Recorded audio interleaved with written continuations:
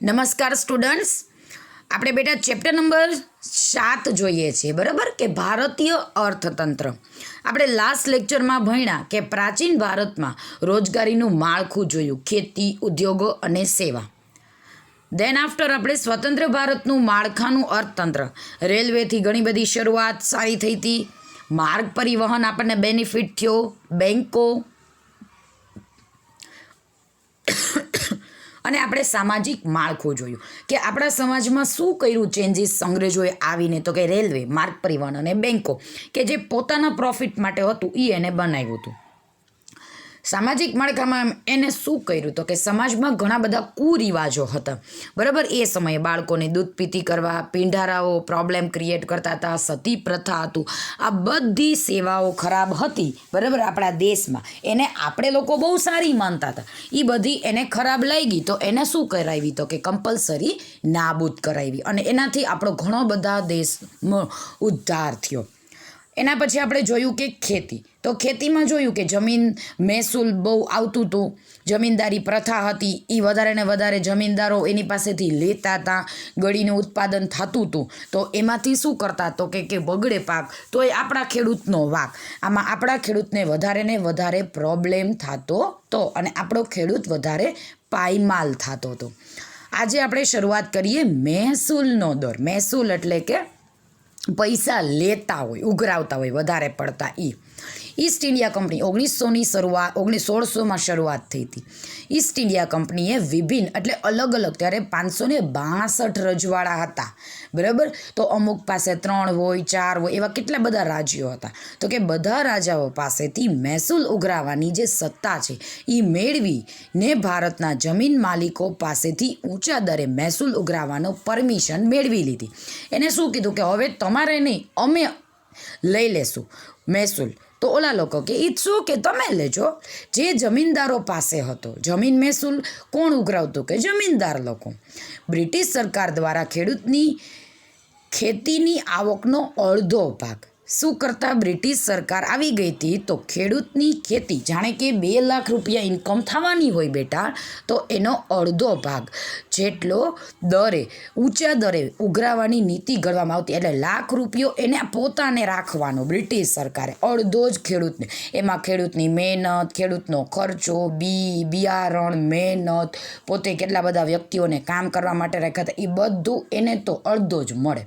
એમાં એ લોસ જ માને તોય પોતાનો, અને પ્રોફિટ માને બેટા તોય પોતાનો જ. આ ઉપરાંત મહેસૂલ ઉઘરાવવામાં બ્રિટિશ સરકાર જુલમી હતી. જુલમી એટલે બહુ વધારે પડતી ખેડૂતોને હેરાન કરતી, ન એની પાસે સમય માટે રાહ જોતા, એને મારતા, બરાબર. શું કરતા બીજું તો કે એની પાસે જે પણ હોય એ જપ્ત કરી લે, વૈધું ઘટ્યું હોય, કોકના ખેતરમાં કામ કરતા હોય તો એ પાક એ ખેતર છીનવી લેતા, એવું ઘણી બધી રીતે મારતા, પોતાનું નાનું મોટું જે આમ પગ ધોવાનું ને પગ ચાટવાનું ને એવું આપણા ખેડૂતો પાસે કામ કરાવતા. મિલકત જપ્ત કરી લેતા, ખેડૂતોને દંડ કરતા, બરાબર, કોડા મારતા. પછી ખેડાણ હેતુથી આપેલી જમીન સરકારે, અને કાંઈ એને કોઈ વ્યક્તિ પાસેથી પોતે જમીન ન હોય પોતાની પાસે, તો બીજા વ્યક્તિ પાસેથી એની જમીન લીધી હોય, બરાબર, વાવવા માટે, તો એ જમીન પાછી લઈ લે. હવે પાછી લઈ લે એટલે પોતાની તો મહેનત ગઈ, એ જમીનમાં એને કઈ રીતે પોતાનું બિયારણ ગયું. હવે જે ખેડૂત હતો એ વધારે પડતો હેરાન થશે. શું કામ તો કે પોતાનું અધકચરું જે બિચારાનું ઉગવાનું હતું એ પાછું લઈ લીધું, એટલે એ વધારે લોસમાં જાય છે. અને આવી રીતે પાછી લઈ લેતા હતા.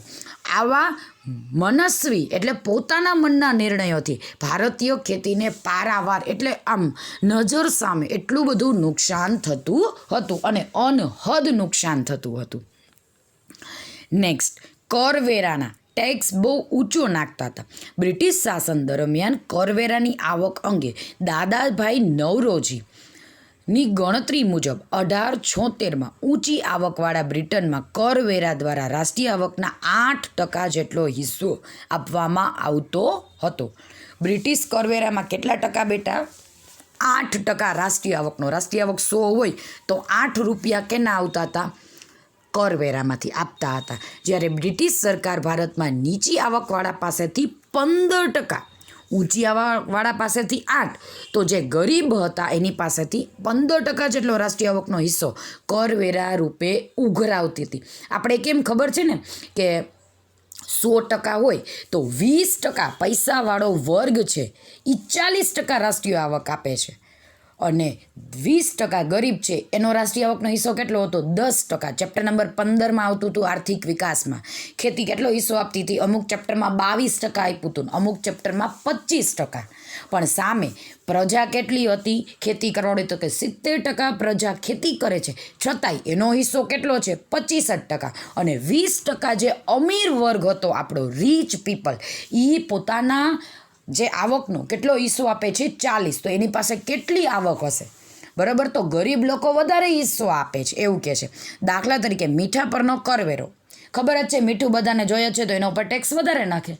હવે લેવાવાળા વ્યક્તિઓ તો લેવાના છે, એ લેવાવાળા નહીં, દરેક વ્યક્તિ મીઠું લેવાના છે, એટલે એને ટેક્સ કેવો મળે? તો કે વધારે.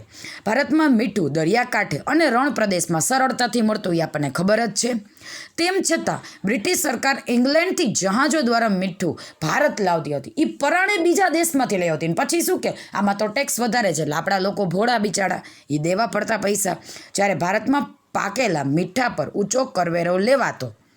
હવે શું કરે? પોતે જે લઈ આવે ને એ ઓછા ભાવે, અને આપણું મીઠું આપણને કેવા ભાવે લઈએ? મોંઘું. એટલે આપણા લોકો આપણું મીઠું લેતા તો વધારે પૈસા દેતા, ઘણા લોકો એનું લેતા. પણ બને ત્યાં સુધી આપણી વસ્તુ હોય તો આપણે જ લઈએ ને. એક તરફ બ્રિટિશ શાસન કરવેરાની આવક થાય, અને બીજી તરફ ભારતીય મીઠું મોંઘું હોવાથી તે ઓછું વેચાય. હવે એનું લઈ તોય એને પ્રોફિટ, આપણું લઈ તોય એને પ્રોફિટ, કેમ કે બે મીઠામાં એને તો બે જગ્યાએથી ફાયદો જ થવાનો હતો. બરાબર છે. તો બ્રિટિશને વધારે લાભ થાય. આથી જ ગાંધીજીએ દાંડી કૂચ કરીને સવિનય મીઠાનો સત્યાગ્રહ કર્યો. 1930માં દાંડી કૂચ સ્ટાર્ટ કરી હતી. બરાબર છે બેટા. સાબરમતી આશ્રમથી નવસારી ત્યાં સુધી એને કરી હતી. કેટલા કિલોમીટર થતું હતું? તો કે 270 કિલોમીટર થતું હતું.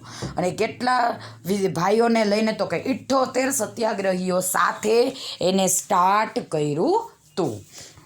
6 એપ્રિલે 5 એપ્રિલે સાંજે પહોંચ્યા હતા. 6 એપ્રિલે ત્યાં નવસારીના જિલ્લામાં જે દરિયાકાંઠો છે ત્યાં એને ઊભા રહી અને શું કર્યું? તો કે મેને નમક કા કાનૂન તોડ દિયા હે, એવું એને સવારે 6:30 વાગે સેન્ટેન્સ બોલ્યા હતા ગાંધીજી આપણા.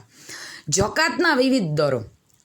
આયાત અને નિકાસ થતી વસ્તુઓ પર જે કરવેરો નાખવામાં આવે, જો આયાત કરી તોય ટેક્સ હોય, નિકાસ કરી તોય હોય, તેને જકાત કહેવાય. આયાત અને નિકાસ પર જે કરવેરો નાખે, આયાત અને નિકાસ પર જે કરવેરો નાખે એને કહેવાય જકાત.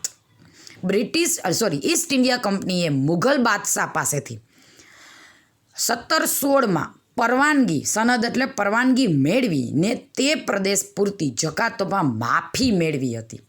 મુઘલ બાદશાહે શું કર્યું બેટા? પરવાનગી લઈ 1716માં જકાતો માફી મેળવી લીધી કે આયાત ઉપર ટેક્સ નહીં, નિકાસ ઉપર પણ ટેક્સ નહીં.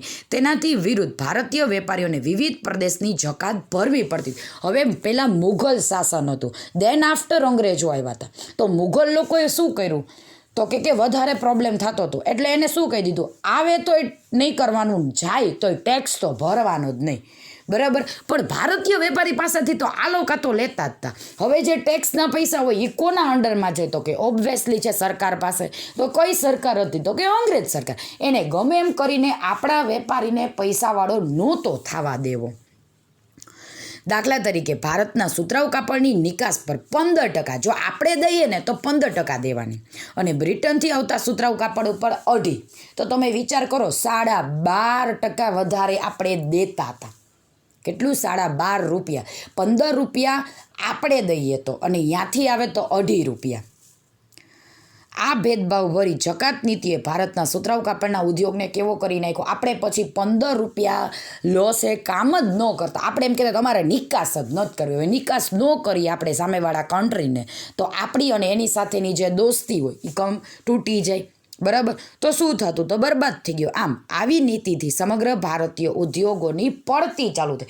હવે જેમ સુતરાઉ કાપડમાં પ્રોબ્લેમ છે એમ બીજા કેટલા બધા નાના મોટા મરી, મસાલા, તેજાણા, રેશમી કાપડ, મલમલનું કાપડ, એવા કેટલા બધા ઉદ્યોગમાં ધીમે ધીમે પ્રોબ્લેમ થવા માંડ્યો.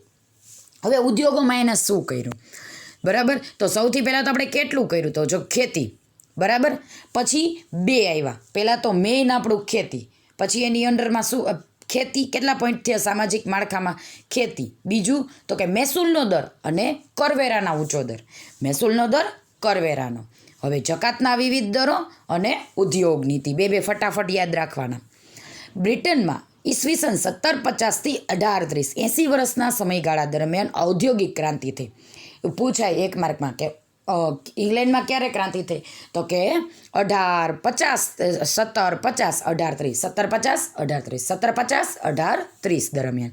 તે સમયગાળા દરમિયાન બ્રિટિશ ઈસ્ટ ઇન્ડિયા કંપનીએ ભારતમાં સત્તા સ્થાપિત કરવાની શરૂઆત કરી. એને એમ કીધું કે હવે અમે અડ્ડો જમાવીએ ત્યાં. ઈસવીસન 1858 સુધીમાં દેશનો ઘણો ભાગ અંગ્રેજોના શાસન હેઠળ આવી ગયો. ધીમે ધીમે 2 આવે, 5 આવે, 15 આવે, 25 આવે, એમ. જેથી બ્રિટિશ શાસન હેઠળના ભારતીય વિસ્તારોમાં બ્રિટિશ સરકારે બ્રિટનની ઉત્પાદિત વસ્તુ વધુને વધુ વેચાય તેવી નીતિ અપનાવી લઈ ગઈ. આપણા દેશની વસ્તુ ઉપર વધારે ટેક્સ નાખે અને સામે ઉપરથી જે પોતે લઈને આવે એના ઉપર ઓછો ટેક્સ નાખતા. બરાબર, એટલે એ સસ્તી હોય તો આપણે ઓબ્વિયસલી એ જ લેવાના છીએ. જેથી ભારતીય ઉદ્યોગ સાહસિકો નિરુત્સાહી થઈ ગયા, કેમ કે પોતાનો માલ વેચાય જ નહીં. માલ જ એટલો મોંઘો કે કોઈ લે નહીં તો એ બીજી વાર ક્યાંથી બનાવે અને બીજી વાર ન બનાવે. બરાબર, તો પોતે આર્થિક રીતે પ્રોબ્લેમ થાય અને માનસિક રીતે પણ મારો માલ જ વેચાતો, ઉત્સાહિત ન બને અને વિકાસના માર્ગે આગળ વધવાને બદલે પડતી થવા માંડી. જેથી ભારતીય ઉદ્યોગો ભાંગી પડી ગયા અને તેને કારણે શ્રમિકોની બેકારી વધી. હવે તમે વિચાર કરો કે વેપારી હોય એ પોતે માલ ન બનાવતો હોય, મજૂરો દ્વારા માલ બને. વેપારીનો માલ વેચાય જ નહીં તો એ મજૂરોને શું કે તમે નવો બનાવો. આમાં વેપારીએ બરબાદ થઈ ગયા. બેકારી જે બિચારા મજૂર છે એને શું ન મળતી? તો કે રોજગારી ન મળતી અને જેને તેમને ફરી ખેતી તરફ વળવામાં કારણ કમ્પલસરી. પછી એને એક જ ઓપ્શન રહ્યો ધંધો, શું? તો કે ખેતી.